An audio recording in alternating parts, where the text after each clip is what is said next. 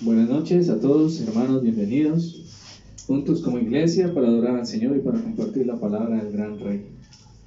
Como siempre, vamos primero a pedir a Dios que nos guíe, que nos ilumine, porque si Dios no permite que entendamos ni que nos nutramos de su palabra, no lo vamos a hacer. Por esa razón, primeramente vamos a vamos a orar a Dios y a pedirle que Él nos guíe. Padre bueno y misericordioso, te agradecemos esta noche, Señor, por todo lo que tú haces, por habernos traído a este lugar, Señor, porque tu palabra dice, Padre, que nadie llega a Cristo, Señor, si tú no lo llevas primero a Él, Padre. Y creemos en esa palabra, Señor, y sabemos que todos estamos aquí porque así tú lo permites y tú lo deseas, Padre, y nos has permitido hoy estar delante de tu presencia para escuchar tu palabra, Señor. Por favor, te pedimos que si venimos con dolores a este lugar, Señor, si venimos con tristezas, con angustias, con dolores físicos o espirituales, que en el nombre de Jesús, Señor, por medio de tu palabra, seamos sanados, Padre. Que salgamos sanos en el nombre de Jesús, con alegría y gozo en tu Espíritu Santo, Padre. Por favor, guíanos y guía esta reunión para tu gloria, para que todos te alaben y te adoren en el nombre de Jesús. Amén y amén. Amén. Bueno, vamos a leer en el libro de Mateo. Libro de Mateo, capítulo 11, verso 20 hasta el verso 24. El título es Ayes sobre ciudades no arrepentidas. Dice así la palabra del Señor. Entonces comenzó Jesús a denunciar a las ciudades en que había hecho la mayor parte de sus milagros, porque no se habían arrepentido. ¡Ay de ti, Corazín! ¡Ay de ti, Betsaida! Si se hubiera hecho en Tiro y en Sidón los milagros que se hicieron en medio de ustedes, ya hace tiempo que se habrían arrepentido con muchos lamentos. Pero les digo que en el día del juicio será más tolerable el castigo para Tiro y Sidón que para ustedes. ¿Y tú, Capernaúm, acaso serás levantada hasta el cielo? No, sino que descenderás hasta el abismo. Si los milagros que se hicieron en ti se hubieran hecho en Sodoma, ésta habría permanecido hasta el día de hoy. Pero te digo que en el día del juicio será más tolerable el castigo para Sodoma que para ti. Amén. Bueno, amigos y hermanos, en esta parte de la palabra el Señor está reprendiendo a las ciudades en las cuales Él ya había ido anteriormente y había mostrado grandes milagros, había sanado a mucha gente, había echado fuera demonios, pero se centra más en los milagros. Había hecho el Señor muchos milagros en estas ciudades y el Señor la reprende porque a pesar de haber visto los grandes milagros que Él hacía, no creían el mensaje que traía el Señor de parte de Dios. Aparte de ver los milagros que el Señor hacía en esas ciudades, estas ciudades seguían en el pecado, no se habían arrepentido, seguían igual. Aunque habían visto las maravillas de Dios por medio del Señor Jesús, estas naciones no creían en las palabras que Él traía. Por eso el Señor las reprende. Las comienza a reprender y comienza a decirle que si esos milagros se hubieran hecho en aquellas dos ciudades antiguas, esas ciudades se hubieran arrepentido al instante al ver las maravillas de Dios y el poder de Dios obrando entre ellos. Asimismo pone ejemplo a Sodoma. Dice que si en Sodoma se hubieran hecho los mismos milagros que Él hizo en esas ciudades de Betsaida y de Tiro, si se hubieran hecho esos mismos milagros que el Señor Jesús hizo en Sodoma, Sodoma se hubiera arrepentido y hubiera permanecido inclusive hasta nuestros días, hasta este tiempo. Y el Señor trae este ejemplo para mostrarnos de aquellas ciudades que no, al ver las maravillas, vuelvo a repetir, no creyeron en las palabras del Señor Jesús y no cambiaron sus caminos, no se arrepintieron de su pecado, sino que siguieron viviendo en ese pecado, no se arrepintieron de él. En una parte el Señor Jesús dice a los fariseos, Él dice, si no creen en mis palabras, si no creen en el mensaje que Dios les mandó a ustedes, si no creen en lo que yo digo, créanle a las obras que yo hago, porque las obras que yo hago no las hago yo, sino el Padre que mora en mí. Eso dice el Señor. Cuando estas personas miraban esos milagros del Señor, ¿no?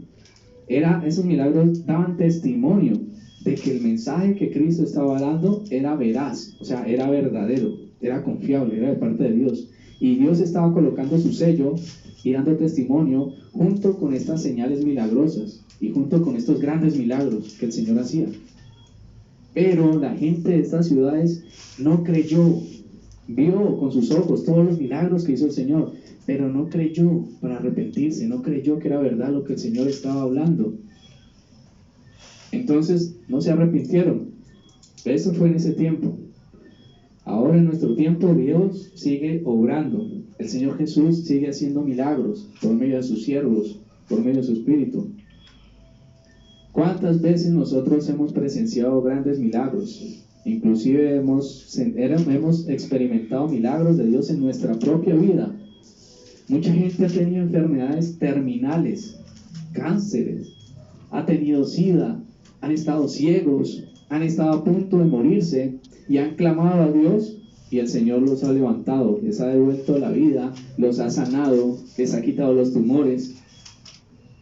Están en una situación que la vida estaba peligrando y sin embargo clamaron a Dios y Dios los escuchó, los sanó, hizo milagros en sus vidas. Pero al parecer algunos de ellos también tuvieron la misma actitud que estos pueblos. No creyeron en la palabra de Dios, en lo que dice la palabra, en lo que dice Jesús. Se quedaron viendo los milagros nomás. Tenemos que entender nosotros que el fin de los milagros es que podamos nosotros estar seguros de que lo que dice Dios es verdad, porque lo estamos viendo y experimentando.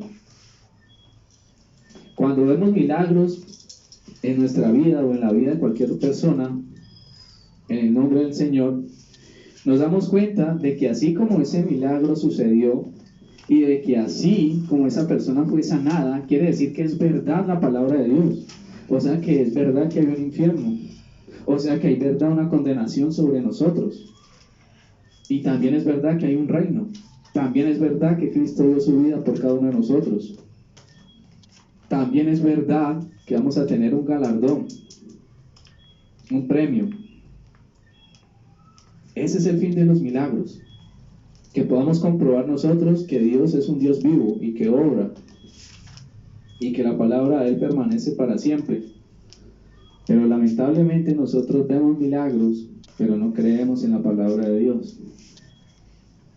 Nos quedamos así, como la gente de ese pueblo. Fijamos nuestra mirada en los milagros. Sí, son maravillosos los milagros de Dios, pero si tú no te arrepientes de tus pecados, por muchos milagros que veas o experimentes en tu vida, te vas a condenar. Porque el fin de los milagros es dar testimonio de que la palabra es verdadera. Y por eso el Señor reprendió a estas ciudades, porque Él había hecho la mayor parte de milagros en estas ciudades y no se habían arrepentido de sus caminos. ¿Cuál era el mensaje del Señor? Arrepentidos porque el reino de los cielos se ha acercado.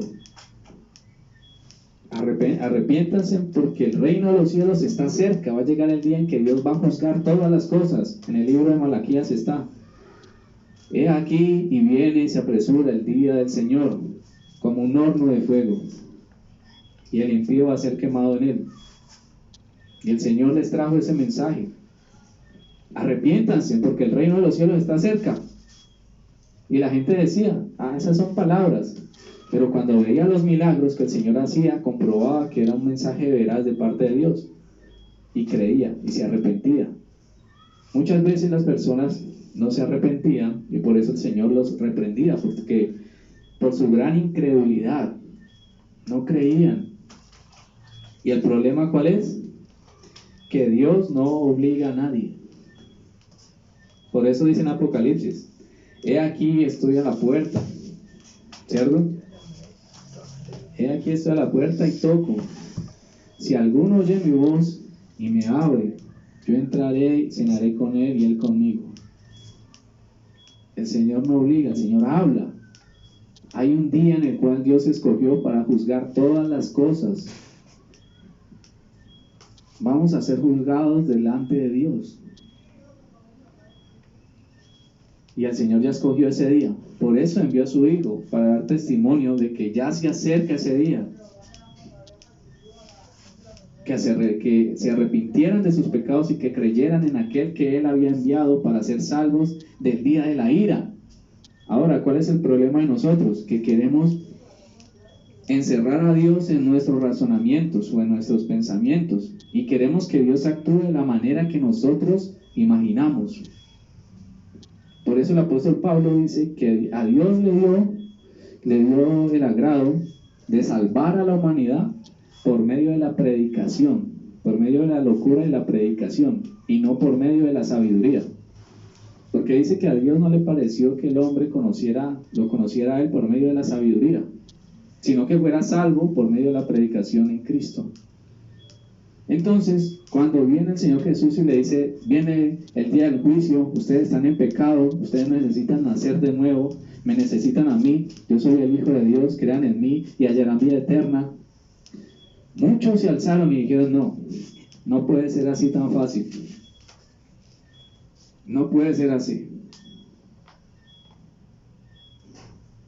Y cuando decían eso, estaban rechazando la voluntad de Dios. Nosotros no somos Dios.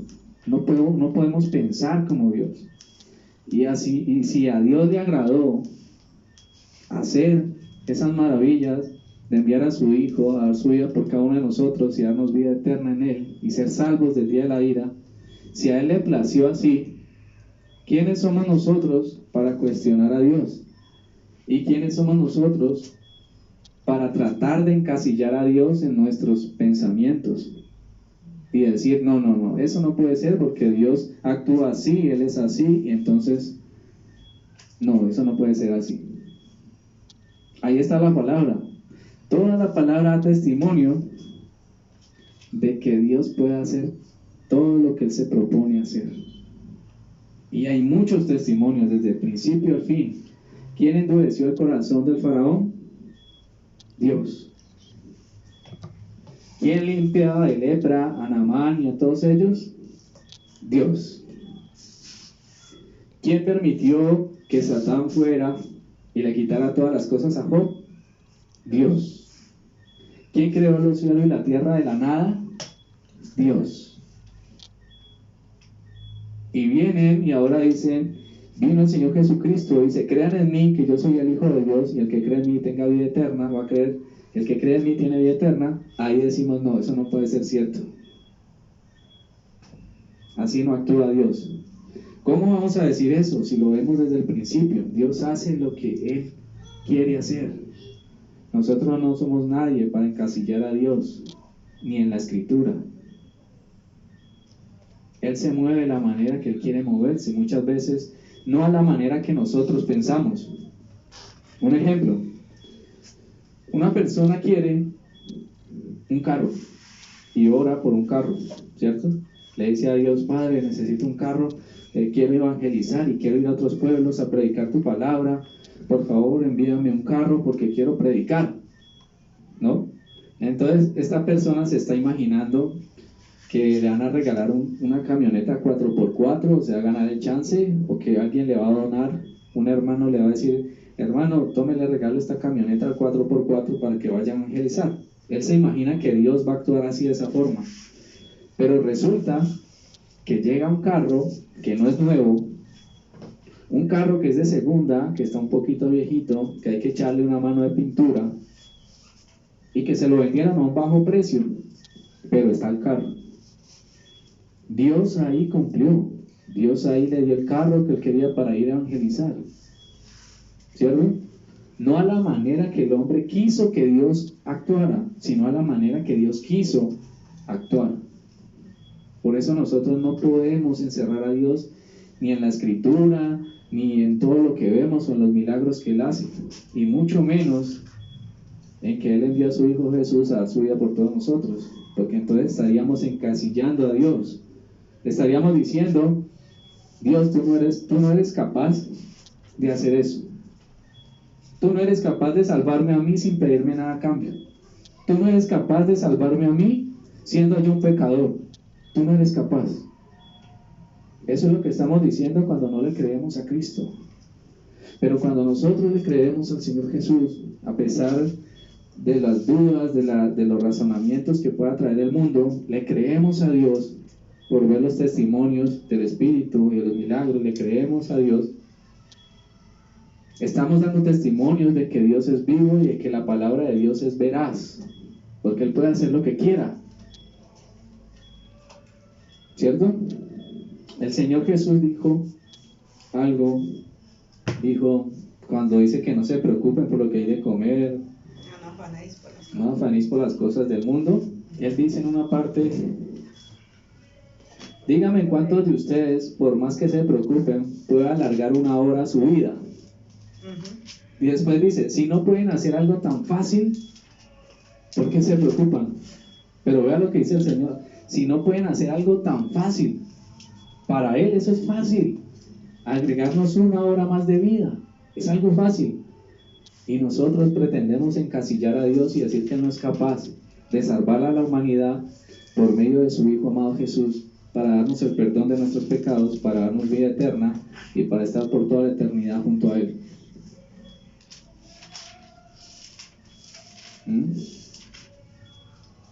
Muchas veces tratamos de hallar en la Escritura algo que nos fundamente y tratamos de descubrir razones que contradigan que Cristo vino. Pero toda la Escritura habla de Él. Toda la Escritura habla de Cristo. Toda la Escritura da testimonio de que Dios es vivo, de que Dios es veraz y de que Dios cumple lo que promete. Y de que para Él no hay nada imposible. Por eso digo otra vez, hermanos, no podemos encasillar a Dios, no podemos ponerle límite a Dios. Salomón dijo: ni los cielos de los cielos pueden contener tu presencia. Mas sin embargo, Él moraba, ¿dónde? En el templo. Dijo que Él puso su nombre en el templo, en el arca. Desde ahí se iba a comunicar con su pueblo. Entonces mira, ahí nomás una prueba. Dice Salomón: ni los cielos de los cielos pueden contenerte. Tú eres muy grande, eres inmenso, nada puede contenerte. Pero Dios le dijo a Moisés: desde el arca me comunicaré contigo y desde el arca le hablaré a mi pueblo. Y donde esté mi nombre, ahí estaré yo. O sea que no podemos nosotros ponerle límites a Dios. Nosotros no podemos decirle: no, Dios, eso no es así. Nosotros no podemos decirle a Dios: no, eso no es así. Nosotros no podemos decirle eso a Dios. Amigos, no es cuestión de razonar, es cuestión de creer en Dios, de que Él es un Dios vivo, de que para Él no hay nada imposible. Dice que lo que es imposible para el hombre es posible para Dios. Como le dijo el ángel a Sara, la otra vez que compartimos, ¿se acuerdan? El ángel le dijo: ¿acaso crees tú que para Dios hay algo imposible? Ahora esa pregunta nos la hace a nosotros Dios. ¿Acaso nosotros creemos que para Dios hay algo imposible? Nosotros, que nos decimos llamar creyentes, ¿decimos que para Dios hay algo imposible? No.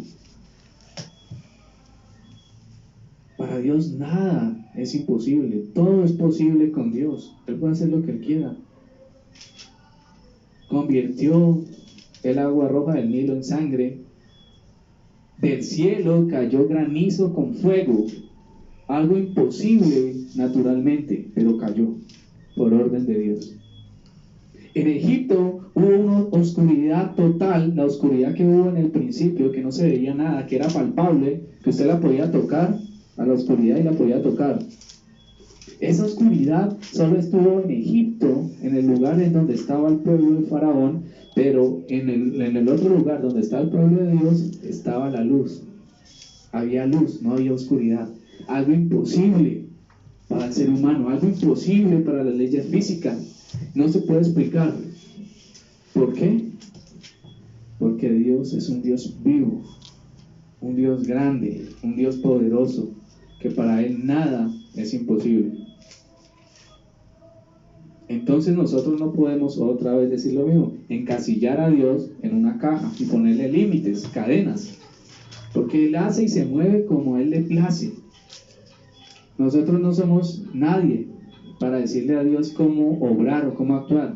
Y vuelvo a decir, si a Él le agradó, como dice el apóstol Pablo, si a Él le agradó salvarlo a usted, si a Él le agradó salvarla a usted y a mí, si a Él le agradó salvarnos a toda la humanidad por medio de su Hijo Jesucristo, y que lo único que tenemos que hacer es creer en Cristo y arrepentirnos de nuestros pecados para ser salvos del día de la ira, si a Él le agradó a eso, ¿quiénes somos nosotros para decirle, no, eso no puede ser así? ¿Quiénes somos nosotros para decirle a Dios, no, así no, Dios? Así no son las cosas, Dios, porque tu palabra dice por acá, y Dios le va a decir, bueno, ¿quién escribió la palabra, usted o yo? Podemos decirle, tú, Dios, escribiste la palabra, pero es que mira, está en letra, aquí dice el Señor, sí, pero tus pensamientos no son mis pensamientos, ni tus caminos mis caminos. Dice el apóstol Pablo que lo más bajo de Dios, digámoslo así, lo más necio de Dios es sabiduría. Imagínense eso. Entonces, ¿cómo será la sabiduría de Dios? No podemos nosotros llegar a pensar, imaginar las cosas tan grandes que hace Dios cada día, cada segundo. En este momento Dios está obrando cosas maravillosas y no tenemos idea de cómo lo hace, pero lo hace. Y esto era lo que el Señor Jesús reprendía en esas ciudades. ¿Por qué? ¿Por qué no creían? Veían los milagros, veían que salían demonios, veían que los paralíticos volvían a caminar, veían que los muertos, el Señor los resucitaba, veían milagros, pero no creían que Él era el enviado de Dios.